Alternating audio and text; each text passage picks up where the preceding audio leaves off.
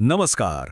आज आपण एका अत्यंत महत्त्वाच्या कायद्यावर बोलणार आहोत, जो परीक्षेच्या दृष्टीने खूप महत्त्वाचा आहे. तो म्हणजे मानवी अवयव प्रत्यारोपण कायदा 1994. चला तर मग अगदी सोप्या भाषेत हा कायदा नेमका काय आहे ते समजून घेऊया. बघा, परीक्षेमध्ये हमखास एक प्रश्न विचारला जातो, ब्रेनस्टेम मृत्यू आणि जवळचे नातेवाईक यांच्या व्याख्या काय आहेत आणि या कायद्यात त्या इतक्या महत्त्वाच्या का आहेत. तर आज आपण याच प्रश्नाचं उत्तर टप्प्याटप्प्याने शोधणार आहोत. पण कोणताही कायदा समजून घ्यायचा असेल तर तो का आला, त्याची गरज काय होती, हे आधी समजून घ्यायला हवं, नाही का? तर मग सरकारला हा कायदा बनवण्याची गरज का पडली असेल? चला पाहूया. गोष्ट तशी अगदी सरळ आहे. एका बाजूला अवयव प्रत्यारोपण हे विज्ञानाचं एक असं वरदान होतं जे अक्षरशः लोकांना नवं आयुष्य देत होतं. पण दुसरीकडे जसजशी अवयवांची मागणी वाढली तसतसा एक भयानक काळा बाजार सुरू झाला. मानवी अवयवांची चक्क खरेदी विक्री होऊ लागली. आणि ह्याच काळ्या बाजारावर नियंत्रण मिळवण्यासाठी सरकारने 1994 साली हा कायदा आणला. याचे दोन मुख्य उद्देश होते. एक म्हणजे अवयवदान आणि प्रत्यारोपण या सगळ्या प्रक्रियेला एका नियमात बांधणं, आणि दुसरा जो सर्वात महत्त्वाचा होता तो म्हणजे पैशांसाठी होणारा अवयवांचा व्यापार पूर्णपणे थांबवणं. चला आता आपल्या प्रश्नाच्या पहिल्या भागाकडे येऊया. ब्रेनस्टेम मृत्यू म्हणजे नेमकं काय? अवयवदानाच्या प्रक्रियेमध्ये ही संकल्पना सगळ्यात महत्त्वाची आहे. तर बघा, कायद्याच्या कलम 2(ड) नुसार ब्रेनस्टेम मृत्यू म्हणजे अशी स्थिती जिथे मेंदूचा ब्रेनस्टेम हा भाग काम करायचा कायमचा थांबतो, आणि तोही अपरिवर्तनीयपणे, म्हणजे इर्रिव्हर्सिबली. हा अपरिवर्तनीय शब्द इथे खूप महत्त्वाचा आहे. याचा अर्थ ती व्यक्ती वैद्यकीयदृष्ट्या पुन्हा कधीही बरी होऊ शकत नाही, हे निश्चित झालेलं असतं. आणि हो, हे असं कोणीही एक डॉक्टर ठरवू शकत नाही. कायद्याने यासाठी एक खूप कडक प्रक्रिया बनवली आहे. त्यासाठी तज्ज्ञ डॉक्टरांची एक टीम लागते, एक पॅनलच असतं ते. आणि त्यामध्ये एक न्यूरोलॉजिस्ट म्हणजे मेंदूचे तज्ज्ञ डॉक्टर असणं बंधनकारक आहे. ही टीम काही विशिष्ट चाचण्या करते आणि त्यासुद्धा एकदा नाही तर साधारणपणे 6 तासांच्या अंतराने 2दा करते. जेव्हा दोन्ही वेळेस मेंदूचं कार्य थांबल्याची पूर्ण खात्री होते तेव्हाच ब्रेनस्टेम मृत्यू घोषित केला जातो. आता यातला सगळ्यात महत्त्वाचा मुद्दा लक्षात घ्या. व्हेंटिलेटरच्या मदतीने त्या व्यक्तीचं हृदय जरी धडधडत असलं तरी कायदेशीरदृष्ट्या त्या व्यक्तीला मृत मानलं जातं.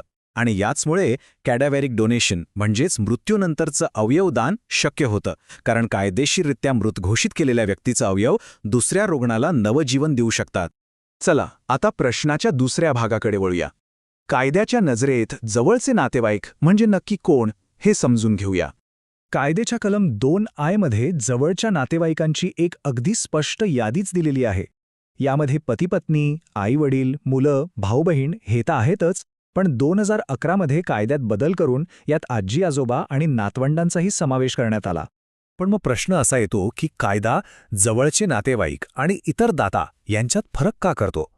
कारण प्रक्रिया खूप वेगळी आहे. जर अवयव देणारी व्यक्ती जवळची नातेवाईक असेल तर प्रक्रिया खूप सोपी आणि वेगवान असते. पण जर दाता कोणी अनोळखी असेल तर मात्र प्रकरण एका विशेष ऑथोरायझेशन कमिटीकडे जातं आणि तिथे मग अत्यंत सखोल चौकशी केली जाते. तर या सगळ्याचा उद्देश एकच आहे, पैशांसाठी होणारा अवयवांचा व्यापार थांबवणं. कायदा असं म्हणतो की जवळचे नातेवाईक हे प्रेमापोटी, जिव्हाळ्यापोटी अवयव दान करतात. पण जर एखादी त्रयस्थ व्यक्ती अवयव दान करत असेल तर तिथे पैशांचा व्यवहार होण्याची शक्यता असते.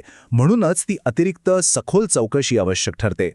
आतापर्यंत आपण नियम समजून घेतले, पण जेव्हा हे नियम मोडले जातात तेव्हा काय होतं हे समजून घेण्यासाठी चला एक खरीखुरी घटना पाहूया. 2008 साली तमिळनाडूमध्ये उघडकीस आलेलं किडनी रॅकेट प्रकरण हे या कायद्याच्या उल्लंघनाचं एक जबरदस्त उदाहरण आहे. या एका केसने संपूर्ण देशाला हादरून ठेवलं होतं. तर या रॅकेटने नेमकं केलं काय? त्यांनी कायद्यातलीच एक पळवाट शोधली. त्यांनी गरीब लोकांना पैशाचं आमिष दाखवलं, त्यांची खोटी कागदपत्रं बनवली आणि त्यांना श्रीमंत रुग्णांचे जवळचे नातेवाईक म्हणून उभं केलं. त्यांचा उद्देश एकच होता, कायद्याने नेमलेल्या ऑथोरायझेशन कमिटीच्या चौकशीच्या फेऱ्यातून वाचणं. जेव्हा हे रॅकेट उघड झालं तेव्हा एकच खळबळ उडाली. अनेक मोठे डॉक्टर्स, एजंट्स यांना अटक झाली. अनेक मोठी हॉस्पिटल्स सील करण्यात आली. या एका केसने हे स्पष्ट केलं की फक्त कायदा बनवून भागत नाही, तर त्याची अंमलबजावणी करणे किती महत्त्वाचं आहे. चला आता ही सगळी माहिती परीक्षेसाठी लक्षात कशी ठेवायची यासाठी एक सोपा माइंड मॅप बनवूया. रिव्हिजन करताना हा भाग खूपच उपयोगी ठरेल. ठीक आहे, तर आता परीक्षेसाठी हे सगळं कसं लक्षात ठेवायचं तुमच्या वहीच्या मध्यभागी लिहा मानवी अवयव प्रत्यारोपण कायदा 1994. आता यातून आपण 2 मुख्य फांद्या काढणार आहोत. आपली पहिली फांदी आहे ब्रेनस्टेम मृत्यू. यात फक्त 3 गोष्टी लक्षात ठेवा. 1. त्याची व्याख्या, ब्रेनस्टेमचं काम कायमचं थांबणं. 2. त्याची प्रक्रिया, 4 डॉक्टरांची टीम आणि 6 तासांच्या अंतराने होणारी तपासणी. आणि 3. त्याचं महत्त्व. यामुळेच मृत्यूनंतर अवयवदान कायदेशीररित्या शक्य होतं. आता दुसरी फांदी काढूया, जवळचे नातेवाईक. यातही 3 मुद्दे. 1. यादीत कोण कोण आहे. 2. याचा उद्देश काय, अवयवांचा व्यापार रोखणं. आणि 3. प्रक्रिया कशी वेगळी आहे, नातेवाईकांसाठी सोपी पण इतरांसाठी कमिटीची सखोल चौकशी. बघा, हा माइंडमॅप लक्षात ठेवला की उत्तर लिहिणं अगदी सोपं होऊन जाईल.